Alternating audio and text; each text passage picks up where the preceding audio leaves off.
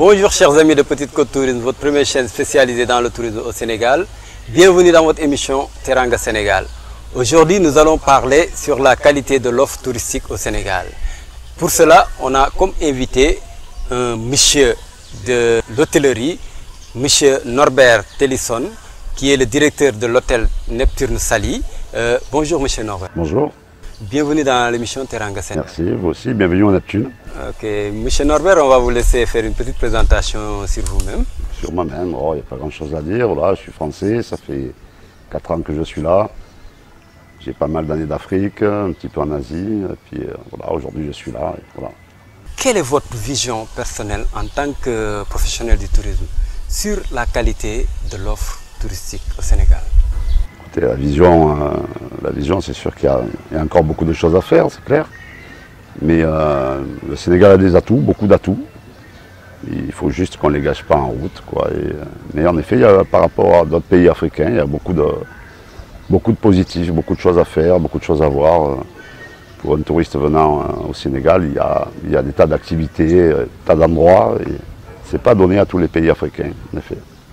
Notre système de faire la promotion, qu'est-ce que vous en pensez aussi? Alors moi, personnellement, depuis que je suis arrivé, j'ai vu qu'en effet, il y avait eu beaucoup d'efforts de fait. Ça va dans le bon sens, très très bon sens même. Et il y en a encore beaucoup à faire. Le chemin est long, mais on est sur la bonne voie quand même, on est sur la bonne voie. Okay. Donc on vient juste d'assister ces derniers moments au reclassement des hôtels, ce qui est quelque chose d'apprécié par certains. Je ne sais pas, il y a d'autres qui critiquent. Mais selon vous, est-ce que la reclassification peut jouer sur la qualité de l'offre touristique au Sénégal? Oui, il fallait le faire. Clairement, il fallait le faire, ça ne pouvait pas rester comme ça. J'y mettrais un petit bémol, il aurait peut-être fallu un petit peu prévenir les hôteliers en amont, leur donner les nomenclatures adéquates pour, à la limite, pouvoir un peu mieux se préparer pendant quelques temps. Mais enfin, de toute manière, il fallait le faire et peut-être que si on avait laissé du temps, ça ne se serait jamais fait. Donc là-dessus, je ne peux pas vous dire tout bon ou tout mauvais, mais il fallait le faire. Comment vous trouvez notre compagnie Air Sénégal qui agrandit de plus en plus son parc aérien? Oui, alors ça, c'est clair que c'est une très bonne chose, qu'Air Sénégal soit là. Bon, après, ils viennent de démarrer et c'est pareil, il ne faut pas se tromper. Parce que c'est toujours la première impression que vous laissez aux gens. Quand ce n'est pas bien au départ, c'est très dur de rattraper une mauvaise impression. Très très difficile. Et là-dessus, il y a encore du boulot. Mais comme l'a dit le ministre la dernière fois, moi-même, j'ai par exemple tout fait pour privilégier Air Sénégal auprès de notre clientèle, plutôt que, je ne vais pas citer les noms d'autres compagnies, notamment françaises. Mais je vous donne un exemple, j'avais un groupe de 110 personnes pour le mois de décembre. Je n'ai jamais pu avoir des tarifs. Et c'est dû à quoi? On a essayé de taper à toutes les portes d'Air Sénégal, 110 billets, c'est pas rien quand même. Hein. Ça commence à faire. On n'a pas pu nous donner des tarifs, parce que les dates étaient trop lointaines. Et si les gens n'ont pas les tarifs bien avant, ils ne peuvent pas commercialiser leur offre, puisqu'ils n'ont pas de tarifs. Mais est-ce que c'est ce qui se fait avec les autres compagnies? Non, non, ça faisait 3 ans qu'ils venaient. Avant, il y avait Corsair, ils n'avaient jamais eu de problème. Voilà. Donc là, on n'a pas pu avoir de tarifs, alors qu'avec Corsair, on les avait 6-7 mois avant, donc des tarifs groupes. Mais là, on ne demandait même pas des tarifs groupes, même qu'ils nous donnent les tarifs publics. On demandait juste à avoir un tarif. Ça n'a pas été possible. Il y a des clients qui perdent 2 jours sur le système horaire des C'est exact, c'est exact. Quand les arrivées se font tard la nuit et les départs tôt le matin, la personne perd en effet quasiment 2 jours de vacances. Il aurait été bien pour concurrencer les autres compagnies. Alors, il y a aussi la position tarifaire qui joue, mais la position horaire est très importante, vous avez tout à fait raison. Donc, c'est des choses à améliorer parce que ça peut... C'est des choses qu'il faudrait peut-être en effet voir. Après, je ne connais pas le système aérien et le système de délivrance des créneaux horaires, parce que peut-être que le problème vient de Paris, par exemple, et non pas du Sénégal, qui serait peut-être prêt à les donner, ces créneaux-là. Peut-être que c'est à l'arrivée que ça cloche, je ne sais pas. Je ne connais pas le système, mais c'est vrai que ça serait un gros plus pour Air Sénégal s'ils pouvaient arriver, décoller par exemple en fin de matinée et arriver dans l'après-midi ou Enfin, pas trop tard, quoi, disons, parce qu'en effet, les gens perdent la journée. Ok, tout à l'heure, vous parlez un peu de Paris. Par rapport à notre promotion et les tours opérateurs, des fois, on a comme l'impression qu'au niveau des tours opérateurs en Europe, plus particulièrement en France, parce que c'est eux qui nous donnent la plupart de nos clients, ne pensez-vous pas que souvent il y a des systèmes de lobbying qui font qu'eux, ils peuvent orienter les clients selon leur volonté et leurs intérêts? Bien sûr, bien sûr. Bien sûr que ça joue, on le voit rien que dans leur offre souvent sur Internet, hein, vous ne verrez jamais le Sénégal en première position. Donc c'est clair que ça joue. Après, il n'y a pas que ça qui joue, ces tours opérateurs, ils ont leur intérêt, c'est, il faut dire la vérité, d'appâter le client. Et comment on appâte le client? C'est avec des tarifs. Donc quand vous prenez un Paris-Tunisie, un Paris-Tunis par exemple, il y a 84 000 francs CFA de taxe d'aéroport. Vous prenez un Paris-Dakar, il y a 237 000 francs de taxe d'aéroport. Il y a 150 000 francs par personne d'écart. Le touriste, il n'a pas encore mangé, il n'a pas bu, il n'a pas dormi. S'ils sont une famille avec 2 enfants, ils viennent déjà de perdre 600 000 francs. Et ça joue aussi. Donc il y a cette problématique de tarifaire. Le billet d'avion, pour moi, est beaucoup trop cher. Et si Air Sénégal arrivait à rouvrir aussi des lignes sur les régions françaises ou autres, d'ailleurs, il n'y a pas que la France dans la vie, mais oui, des lignes comme Marseille, Toulouse, qui ont été abandonnées, alors que avec l'Azur qui vient de disparaître, chaque fois que j'ai eu à les prendre, ils étaient pleins. Moi, après, je ne connais pas la totalité de la problématique, et je ne sais pas si c'était plein toute l'année, donc je ne sais pas. Mais c'est un créneau à voir, oui, en effet, parce que là, maintenant, ça devient dur pour les gens de venir au Sénégal. Ils sont obligés de passer par Paris, quasiment. Et c'est une obligation? Ils ne peuvent plus. Ils habitent Marseille, il faut quasiment qu'ils montent à Paris, ou alors ils vont prendre une autre compagnie, notamment la TAP ou la Royal Air Maroc, voilà, qui dessert Marseille. Et c'est un petit peu dommage parce que c'est quand même un bassin de clientèle important. Ok, donc si on parle un peu du management du parc hôtelier, est-ce qu'ils sont dotés de systèmes qui leur permettent, les hôteliers, les managers des hôtels, de pouvoir faire booster un peu, décrocher les touristes au niveau de l'Europe, sans passer directement par les tours opérateurs? C'est difficile dans le sens où, comme j'expliquais, il y a un problème de desserte du Sénégal déjà. Quelque part, il n'y a pas assez de concurrence. Les billets d'avion sont très chers. Des fois, c'est surréaliste. Hein. Même en tant que particulier, vous pouvez le voir. Hein. On ne parle même pas de la pleine saison. Vous allez payer un billet Paris-Dakar, aller-retour, 800 €, 1000 € pour 5h30 d'avion. Vous partez en Asie, il y a 17 heures dans l'avion, je ne parle même pas des escales, vous payez la même chose.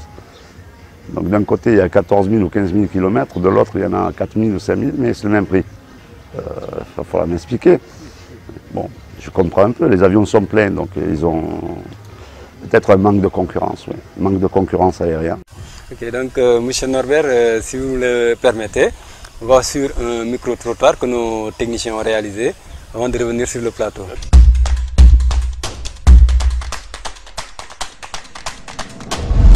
Il n'y a rien qui change depuis belle lurette, depuis de très longues années. Donc, si tu veux, on a connu en fait les mêmes offres depuis pratiquement plus d'une quinzaine d'années. Et moi, je trouve ça absurde, je trouve ça anormal. Aujourd'hui, on devrait innover parce que le tourisme, ça rime avec l'innovation.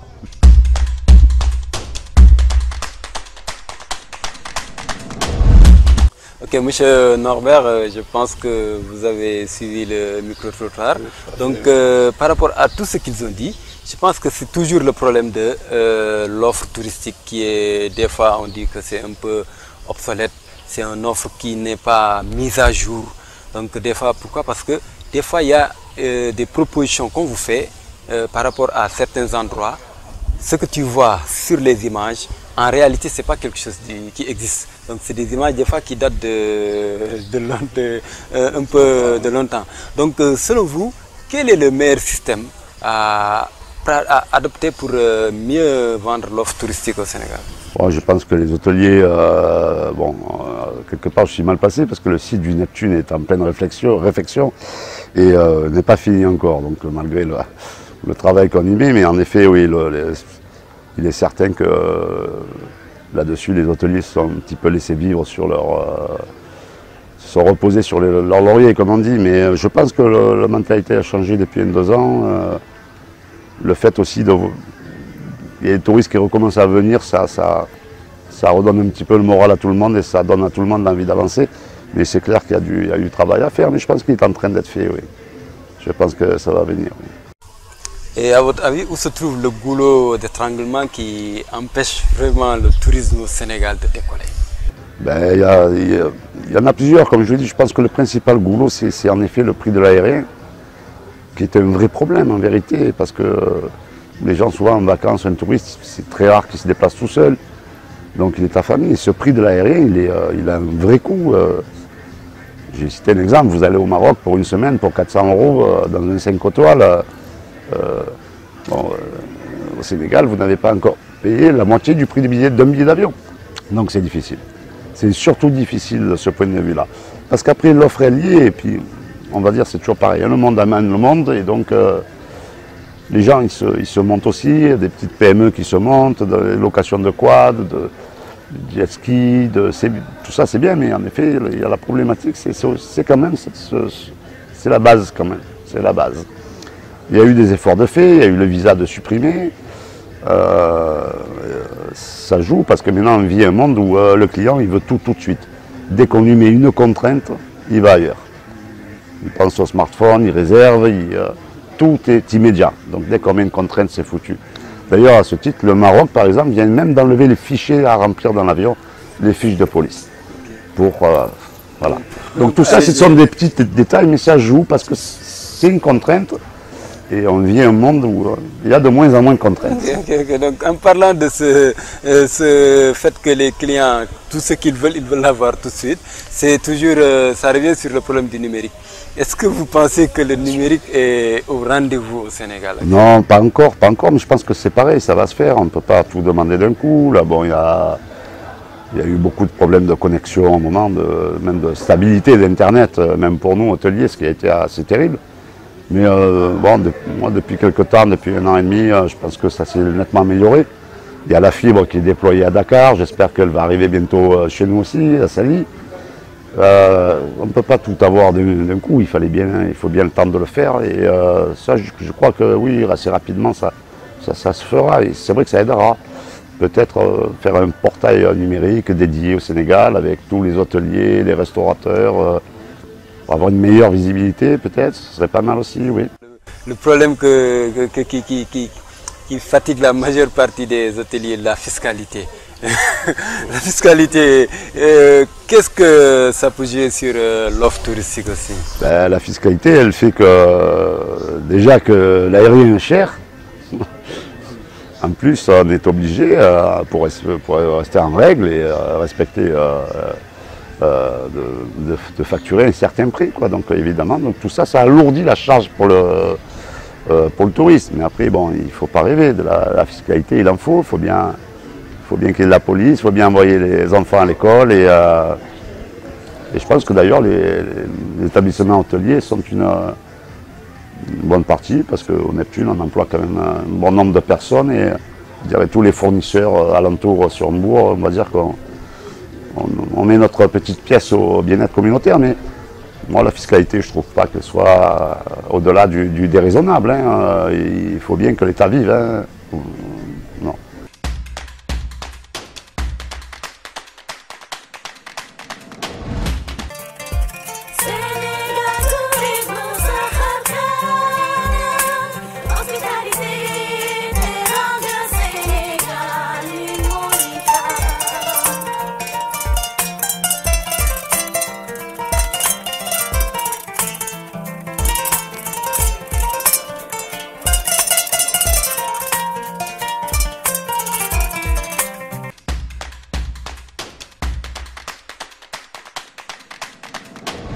Si on vient sur le balnéaire qui est presque la base de notre offre touristique au niveau de la station balnéaire de Saly.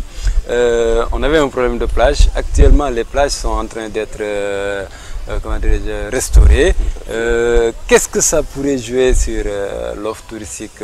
C'est très important. Nous avions des clients habitués à venir au Sénégal. Il n'y a pas une année où ils ne me posent pas la question où ça en est. Non, c'est bien sûr, il fallait absolument sauvegarder ça.